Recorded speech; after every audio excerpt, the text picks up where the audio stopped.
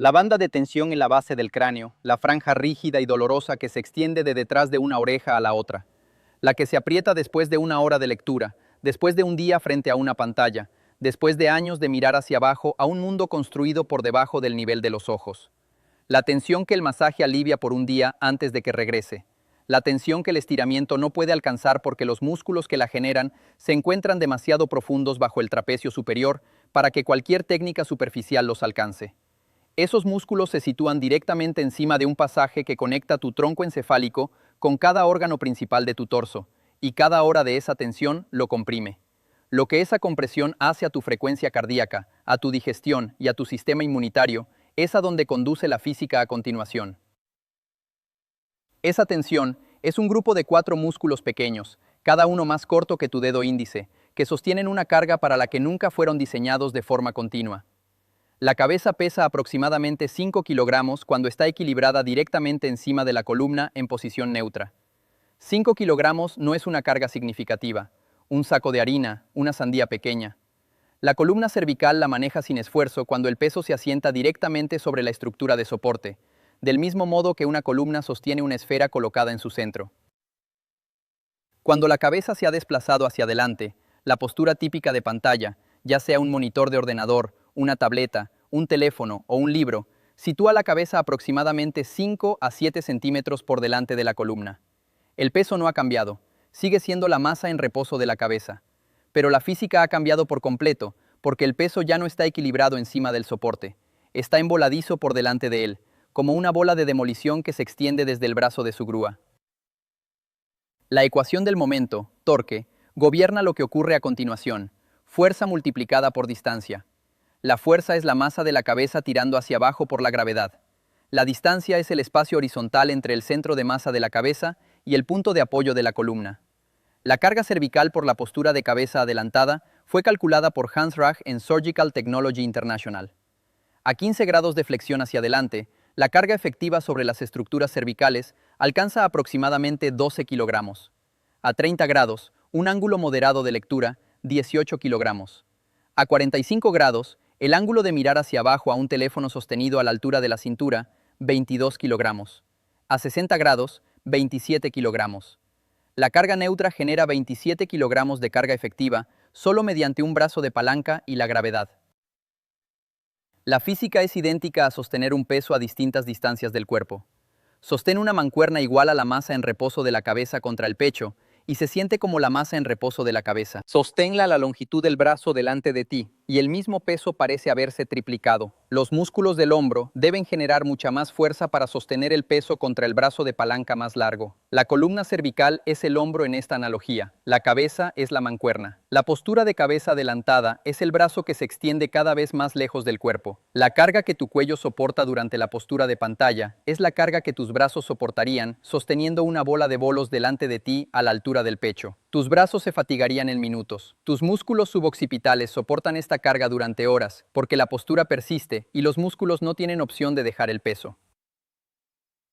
Los músculos que absorben esta carga son el grupo suboccipital, 4 músculos emparejados que conectan la base del cráneo con las 2 primeras vértebras de la columna cervical, recto posterior mayor y menor de la cabeza, y oblicuo superior e inferior de la cabeza. Son músculos profundos y pequeños, diseñados para un propósito específico, ajustes rotacionales finos de la cabeza. Los micromovimientos que mantienen los ojos nivelados mientras el cuerpo se desplaza. Las inclinaciones sutiles que orientan la mirada durante una conversación. Son instrumentos de precisión. Bajo la postura de cabeza adelantada, se convierten en vigas estructurales bloqueadas en contracción isométrica continua para impedir que la cabeza caiga más hacia adelante bajo la carga gravitatoria multiplicada. La contracción isométrica, músculos que generan fuerza sin cambiar de longitud, manteniendo la posición contra una carga en lugar de moverse a través de un rango, produce una consecuencia fisiológica específica cuando se sostiene más allá de aproximadamente 30 segundos. Las fibras musculares contraídas comprimen los capilares que atraviesan el tejido muscular. El flujo sanguíneo a través del músculo desciende. La entrega de oxígeno disminuye. Los residuos metabólicos, lactato, iones de hidrógeno, potasio, se acumulan porque el flujo sanguíneo reducido no puede eliminarlos a la velocidad a la que el músculo en funcionamiento los produce. La investigación en ergonomía estableció el umbral hace décadas. La contracción isométrica sostenida por encima del 15% de la capacidad voluntaria máxima de un músculo Reduce el flujo sanguíneo lo suficiente como para producir isquemia. Entrega insuficiente de oxígeno para satisfacer la demanda metabólica del tejido. Los músculos suboccipitales bajo postura de cabeza adelantada se contraen muy por encima del 15% de su máximo.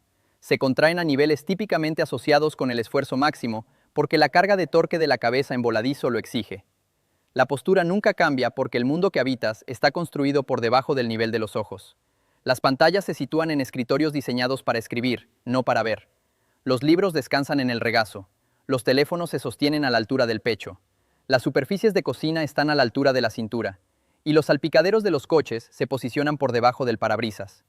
Cada punto focal de la vida diaria moderna se sitúa por debajo de la línea horizontal de los ojos. Y cada mirada hacia abajo añade grados al ángulo de flexión cervical. Y cada grado añade kilogramos a la carga efectiva que los músculos suboccipitales deben sostener.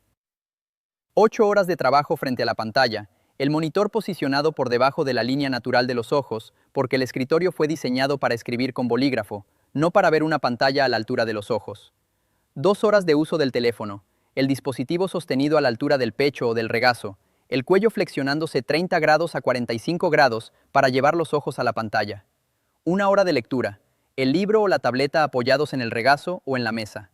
1 hora de preparación de comida, la tabla de cortar y la cocina situadas a la altura de la cintura, el cuello flexionándose para observar el trabajo de las manos. 30 minutos de comer, el plato en la mesa, la cabeza cayendo hacia adelante con cada bocado. 12 horas y media de carga sostenida de cabeza adelantada, que producen toda esa duración de contracción suboccipital, isquemia y fuerza compresiva sobre el foramen yugular y las estructuras que pasan a través de él. Las restantes 11 horas y media incluyen el sueño, durante el cual la altura de la almohada y la posición de sueño determinan si la columna cervical logra finalmente la neutralidad o mantiene una flexión hacia adelante modificada durante toda la noche. La isquemia se autoperpetúa. Los músculos contraídos necesitan flujo sanguíneo para eliminar los residuos acumulados. El flujo sanguíneo está bloqueado por la contracción. La acumulación de residuos activa los receptores del dolor, nociceptores, incrustados en el tejido muscular que detectan el entorno ácido del metabolismo isquémico. El dolor desencadena una respuesta protectora, un mayor endurecimiento muscular, una guardia contra la amenaza percibida. El endurecimiento aumenta la compresión. La compresión reduce aún más el flujo sanguíneo. Los residuos se acumulan más rápido. El dolor se intensifica. El ciclo funciona de forma continua, mantenido por la carga gravitatoria que nunca se libera porque la cabeza nunca regresa a la neutralidad el tiempo suficiente para romper el bucle de contracción, isquemia, dolor. La tensión se transmite a través de la fascia cervical a estructuras adyacentes, el músculo temporal por encima, el macetero en el ángulo de la mandíbula. El rechinar de dientes nocturno que atribuyes al estrés puede ser la tensión suboccipital transmitiéndose a través de conexiones faciales a los músculos de la mandíbula. El apretamiento es mecánico, una consecuencia mecánica corriente abajo de la compresión cervical corriente arriba. La carga de torque y el ciclo de isquemia explican la tensión que sientes. La tensión es el síntoma. El problema es lo que la contracción sostenida hace a la estructura que pasa por debajo de esos músculos. Por debajo de esos músculos, pasando a través del estrecho espacio entre el grupo suboccipital bloqueado y la base ósea del cráneo, corre una estructura que la tensión está comprimiendo con cada hora de postura adelantada. Un nervio sale del cráneo a través de un canal óseo en la base del cráneo, un pasaje llamado foramen yugular, compartido con otros 2 nervios craneales y la vena yugular interna. El foramen es una abertura fija en el hueso, de aproximadamente 12 milímetros en su diámetro mayor en el cráneo adulto promedio. No se ensancha. No puede expandirse para acomodar hinchazón o hipertrofia en el tejido circundante. Cuando los músculos que lo rodean se hipertrofian por años de carga sostenida, cuando se bloquean en contracción sostenida e hinchan con la retención de líquido que produce la isquemia crónica, las estructuras de tejido blando que pasan a través y adyacentes al foramen reciben fuerza compresiva desde fuera. El nervio que pasa por ese pasaje comprimido es el nervio vago, craneal 10, el nervio más largo del sistema nervioso autónomo. Corre desde el tronco encefálico hasta el corazón, los pulmones, el estómago, los intestinos, el vaso y el hígado. El nervio que la discusión sobre el tarareo describió activando a través de la vibración de la rama laríngea recurrente. El nervio que la discusión sobre el gárgaras describió estimulando a través de la contracción faríngea. Ambas técnicas activan ramas del vago que salen del tronco nervioso por debajo de la base del cráneo, por debajo del sitio de compresión. La estimulación alcanza las ramas. El tronco principal que lleva la señal hacia y desde el tronco encefálico pasa a través del foramen comprimido. Y lo que ocurre cuando esa señal del tronco se degrada, cambia el funcionamiento de cada órgano por debajo del cráneo. La analogía es una autopista con múltiples rampas de acceso que alimentan un tronco principal que se estrecha a un solo carril en un punto de estrangulamiento cerca de su destino. El tarareo activa una rampa de acceso, la rama laringea recurrente en el pecho. El gárgaras activa otra, la rama faríngea en la garganta. La respiración lenta activa una tercera, las ramas pulmonares en los pulmones. Cada rampa de acceso alimenta señales aferentes vagales hacia el tronco principal, pero el tronco principal se estrecha en el foramen yugular, el punto de estrangulamiento de un solo carril en la base del cráneo. Las señales generadas por el tarareo, el gárgaras y la respiración convergen todas en un tronco que pasa a través del pasaje comprimido. Las técnicas de activación no están fallando. Están generando señales que llegan a un cuello de botella, y el cuello de botella reduce la señal que alcanza el tronco encefálico, independientemente de cuánta señal generen las ramas por debajo de él. Liberar el cuello de botella no sustituye a las técnicas de activación, permite que entreguen su señal completa al destino. Pero el nervio vago no es principalmente un nervio de mando que envía instrucciones hacia abajo desde el cerebro a los órganos. El 80% de las fibras del nervio vago son fibras sensoriales aferentes que llevan información hacia arriba desde los órganos al tronco encefálico. El intestino informa de su estado de motilidad, de su estado inflamatorio, de su entorno microbiano. El corazón informa de su ritmo, de su presión, de su estado contráctil. El sistema inmunitario informa de su nivel de activación a través de aferentes vagales desde el vaso y el hígado. El tronco encefálico recibe este flujo continuo de datos, el informe de estado interno del cuerpo, a través del tronco del nervio vago que pasa por el foramen yugular. La compresión en el foramen no solo reduce los comandos que van hacia abajo a los órganos, reduce la información que sube desde los órganos al cerebro. El cerebro pierde su flujo de datos interoceptivos, la entrada sensorial continua que permite al sistema nervioso central monitorizar y regular el estado interno del cuerpo. El tronco encefálico, que debería recibir informes detallados de cada órgano principal, recibe en su lugar una señal degradada, atenuada, retrasada, incompleta. Las decisiones reguladoras que el tronco encefálico toma, basándose en la señal, ajuste de la frecuencia cardíaca, momento de la secreción digestiva, calibración de la vigilancia inmunitaria, modulación de la respuesta inflamatoria, se toman con datos insuficientes. La compresión de los músculos suboccipitales afecta a las estructuras neurovasculares cervicales que pasan por la región, como identificaron Bow y Chappell en terapia manual, incluyendo la arteria vertebral, el nervio suboccipital y las estructuras en el foramen yugular. La anatomía sitúa el nervio dentro del pasaje. La física coloca de 12 a 27 kilogramos de compresión sostenida sobre ese pasaje, dependiendo del grado de desplazamiento hacia adelante. El grado en que esa compresión reduce la señal vagal no se ha medido directamente en un ensayo controlado. La calibración de la evidencia exige afirmarlo explícitamente, pero la anatomía y la carga dejan poca ambigüedad mecánica sobre la dirección del efecto. Un nervio que pasa a través de un pasaje rodeado de músculos bajo contracción máxima sostenida es un nervio que experimenta fuerza compresiva. Los estudios de conducción nerviosa en nervios periféricos demuestran una reducción mensurable de la velocidad de la señal bajo una carga compresiva mucho menor que la que generan los músculos suboccipitales durante la postura de cabeza adelantada. La pregunta no es si ocurre la compresión, sino cuánta degradación de la señal produce la compresión. Y el correlato clínico sugiere que la degradación es significativa. Las consecuencias clínicas se mapean precisamente a los órganos que el nervio vago regula, porque cada órgano pierde la señal reguladora de la que depende. El tono vagal reducido, medido clínicamente como variabilidad de la frecuencia cardíaca reducida, la variación en el tiempo entre latidos sucesivos, produce una constelación específica de efectos. La variabilidad de la frecuencia cardíaca como medida de la función vagal fue cuantificada por Teller y colegas en Neuroscience and Biobehavioral Reviews, estableciendo que una HRV más alta refleja un frenado vagal más fuerte sobre el sistema nervioso simpático, mientras que una HRV más baja refleja dominio simpático por entrada vagal reducida. El sistema nervioso autónomo opera a través de una oposición continua.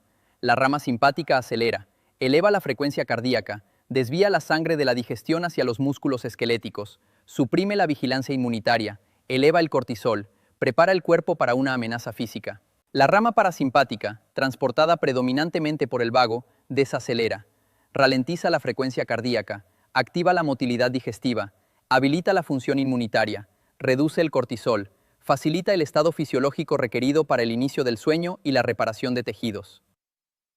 El inicio del sueño depende de una transición autonómica específica, el cambio parasimpático que ralentiza el corazón, profundiza la respiración, reduce el cortisol y señala a cada órgano que la fase activa está terminando y la fase restauradora está comenzando. El nervio vago inicia esta transición. El cambio del dominio simpático al parasimpático a la hora de acostarse no es un interruptor que se activa, es una entrega gradual. El freno vagal aumenta su fuerza durante 30 a 60 minutos, mientras la salida simpática disminuye en paralelo. El tono vagal alterado retrasa esta entrega. La persona se acuesta, a menudo con una pila de almohadas que mantiene una flexión cervical leve, porque la fascia acortada ha tensado el tejido anterior del cuello hasta el punto en que acostarse plano resulta incómodo sin elevación de la cabeza. La almohada compensa la fascia acortada. La compensación mantiene una posición de cabeza adelantada modificada durante las 8 horas que deberían ser el periodo de recuperación de la columna cervical. Los músculos que deberían liberarse durante el sueño mantienen una contracción reducida pero persistente contra el ángulo de la almohada. El nervio que debería descomprimirse durante el decúbito permanece parcialmente comprimido. La frecuencia cardíaca que debería descender a los 50 se mantiene en los 70. El cortisol que debería estar en su nadir diario permanece elevado. El cuerpo está en la cama, la habitación está oscura, la temperatura es fresca.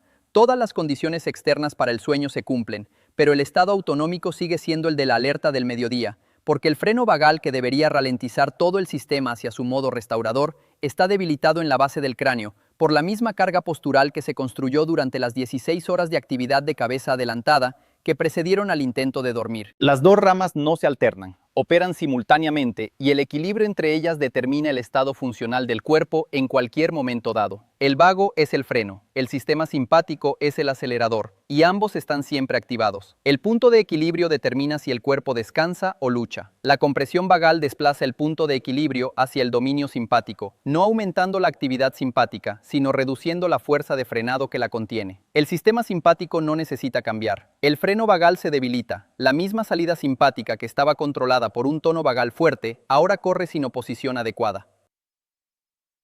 La frecuencia cardíaca en reposo sube de 62 a 74 latidos por minuto a lo largo de un periodo de años, un cambio que atribuyes al envejecimiento o al desacondicionamiento cardiovascular en lugar de a un nervio comprimido. El cambio es visible en cualquier rastreador de actividad o reloj inteligente que registre la frecuencia cardíaca en reposo a lo largo del tiempo. El gráfico muestra una tendencia ascendente gradual, un latido aquí, 2 latidos allá. La línea sube tan despacio que nunca dispara la alarma, pero nunca regresa a la línea base que recuerdas de hace 5 años. El cardiólogo no encuentra ninguna anomalía estructural. El ECG es normal, el corazón está sano. El nervio que debería ralentizarlo está comprimido en un sitio que ningún estudio cardíaco examina, porque la compresión está en el cuello, no en el pecho. Y el síntoma se presenta en el órgano que el nervio regula, en lugar de en el sitio donde el nervio está alterado. La motilidad digestiva se ralentiza, y el retraso es mensurable en el tiempo entre comer y la sensación de que la comida ha pasado. El nervio vago controla el complejo motor migratorio, la onda coordinada de contracciones musculares que mueve la comida a través del estómago y el intestino delgado, en aproximadamente 4 a 5 horas en un sistema sano. El tono vagal reducido ralentiza este complejo. El estómago retiene la comida más tiempo. El intestino delgado procesa de forma más lenta. Experimentas las consecuencias. Hinchazón que persiste horas después de una comida. Una sensación de plenitud desproporcionada a la porción consumida.